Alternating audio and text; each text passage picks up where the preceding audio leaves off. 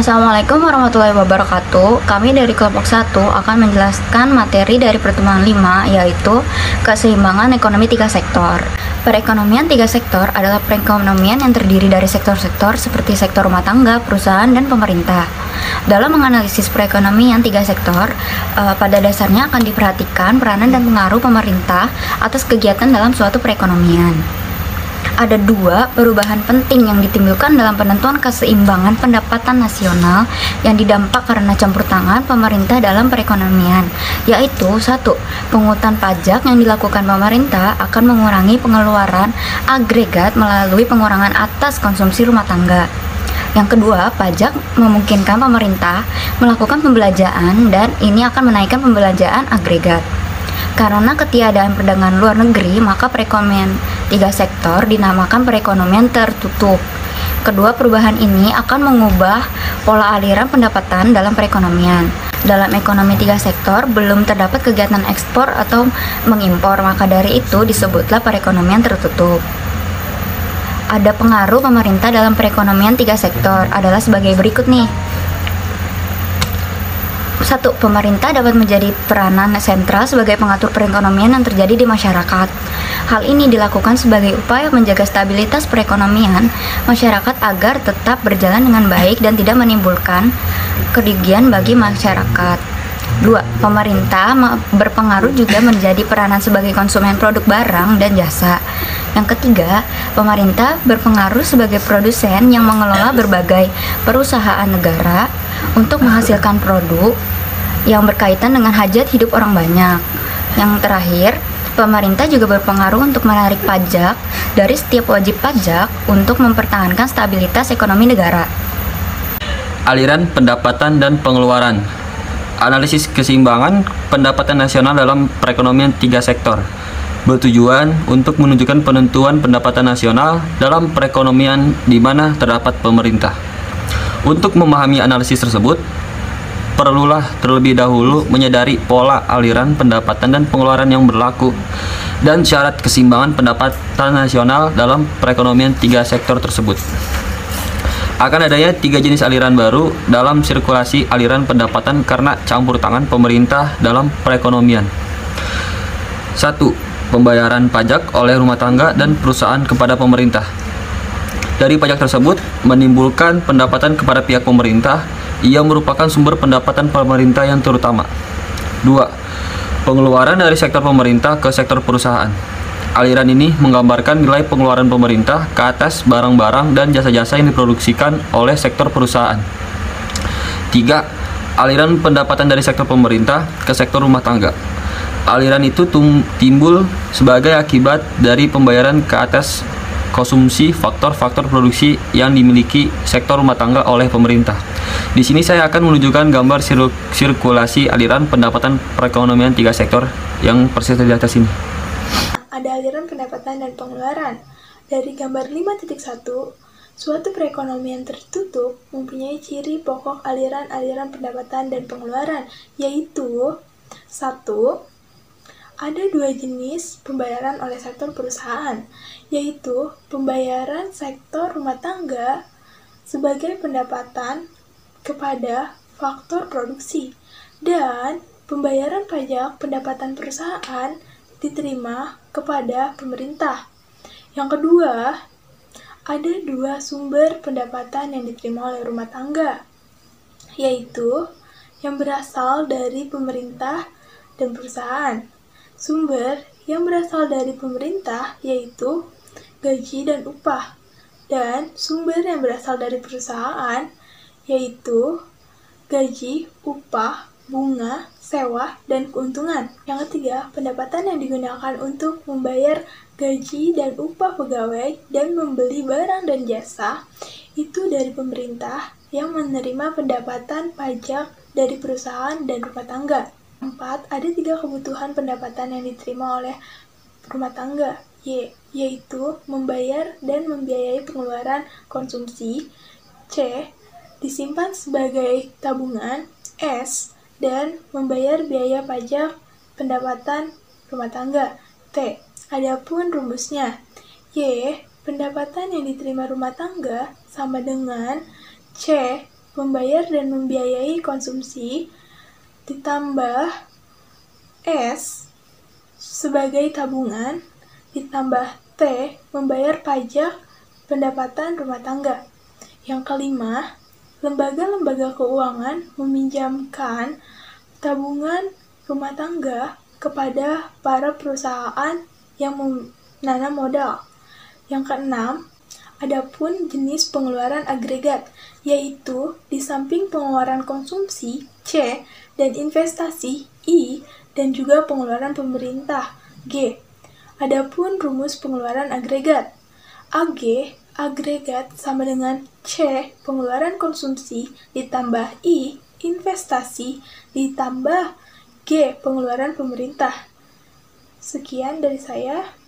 Slide selanjutnya akan disampaikan oleh rekan saya. Terima kasih. Pada slide 7 dan 8 terdapat syarat keseimbangan. Dalam perekonomian yang tidak melakukan perdagangan luar negeri, penawaran agregat adalah sama dengan pendapatan nasionalnya, Y, yaitu sama dengan nilai barang dan jasa yang diproduksikan dalam perekonomian suatu periode tertentu.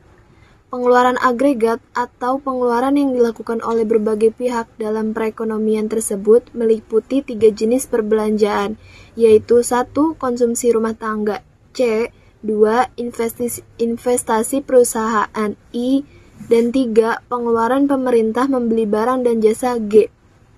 Dengan demikian, keadaan yang menciptakan keseimbangan dalam perekonomian 3 sektor adalah penawaran agregat sama dengan pengeluaran agregat, Y sama dengan AE, atau Y sama dengan C plus I plus G. Kegiatan sektor perusahaan untuk memproduksikan barang dan jasa akan mewujudkan aliran pendapatan ke sektor rumah tangga seperti gaji, upah, sewa, bunga, dan keuntungan. Dan aliran ini sama nilainya dengan pendapatan nasional Y. Pada gambar 5.1 menunjukkan bahwa pendapatan rumah tangga tersebut akan digunakan untuk 3 tujuan, yaitu membiayai konsumsi C, ditabung S, dan membayar pajak T. Dengan demikian, berdasarkan kepada aliran pendapatan yang wujud dalam perekonomian 3 sektor, berlaku kesamaan berikut. Y sama dengan C plus S plus T. Uraian yang terdahulu telah menunjukkan bahwa dalam keseimbangan berlaku kesamaan berikut. Y sama dengan C plus I plus G. Sedangkan pada setiap tingkat pendapatan nasional berlaku kesamaan Y sama dengan C plus S plus T. Dengan demikian, pada keseimbangan pendapatan nasional berlaku kesamaan berikut. C plus I plus G sama dengan C plus S plus T. Di slide 9 ada tentang syarat keseimbangan. Jika apabila C atau biaya konsumsi dikurangi dari setiap ruas, maka rumusnya I atau investasi perusahaan plus G atau pengeluaran pemerintah membeli barang dan jasa sama dengan S atau yang disebut ditabung plus T atau membayar. Dalam perekonomian 3 sektor, investasi perusahaan dan pengeluaran pemerintah membeli barang dan jasa adalah suntikan ke dalam sirkulasi aliran pendapatan. Sedangkan S atau yang disebut ditabung plus T atau membayar pajak adalah kebocoran. Dengan demikian, dalam keseimbangan ekonomi 3 sektor juga berlaku keadaan suntikan atau bocoran. Yang dimaksud dari suntikan atau bocoran adanya aliran sirkulasi pendapatan perekonomian yang bersifat terbuka. Jadi, di mana keadaan penawaran agregat dan pengeluaran agregatnya nominalnya sama. Jadi, total dan nominalnya harus balance. Lalu, di kesimpulannya dapatlah dirumuskan bahwa dalam perekonomian 3 sektor yang mencapai keseimbangan akan berlaku keadaan. Rumusnya ada 2. Yang pertama, Y sama dengan pendapatan nasional sama dengan C atau biaya konsumsi plus I atau investasi perusahaan plus G atau pengeluaran perusahaan. Lalu yang kedua, I atau investasi perusahaan plus G atau pengeluaran pemerintah membeli barang dan jasa sama dengan S atau yang disebut ditabung plus T membayar pajak. Lalu di slide ke-10 ada jenis-jenis pajak. Pajak yang diartikan sebagai pungutan pajak. Nah, jika dilihat dari segi perekonomian, pajak juga perlu adanya pengeluaran-pengeluaran seperti contohnya yang di slide membiayai administrasi pemerintahan, pembangunan, memperbaiki infrastruktur, menyediakan fasilitas pendidikan dan kesehatan, juga membiayai anggota polisi dan tentara untuk menjaga keamanan negara. Merupakan pengeluaran yang tidak boleh dielakkan oleh pemerintah. Jadi pengeluaran yang tidak boleh dilupakan oleh pemerintah. Lalu untuk dapat membiayai pengeluaran tersebut, pemerintah perlu mencari dana. Dana tersebut terutama diperoleh dari pungutan pajak ke atas rumah tangga dan perusahaan. Yang dimaksud dari pungutan pajak ke atas rumah tangga dan perusahaan adalah agar pungutan pajak itu harus secara adil dan juga merata. Jadi harus seimbang. Dan di slide ke-11 akan dijelaskan lagi oleh rekan saya. Terima kasih. Pada slide ke-11 terdapat jenis-jenis pajak. Jenis-jenis pajak dibagi menjadi dua, yaitu yang pertama pajak langsung. Adalah pungutan pemerintah yang secara langsung dikumpulkan dari wajib pajak. Setiap individu dan perusahaan yang melakukan kegiatan dan memperoleh keuntungan wajib membayar pajak. Yang kedua, ada pajak tak langsung. Adalah jenis pajak yang bebannya dapat dipindah-pindahkan kepada pihak lain. Salah satu contoh dari pajak tak langsung adalah pajak impor. Biasanya pada akhirnya yang menanggung beban pajak adalah para konsumen. Lalu ada bentuk-bentuk pajak pendapatan yang dibagi menjadi 3. Yang pertama, pajak regresif.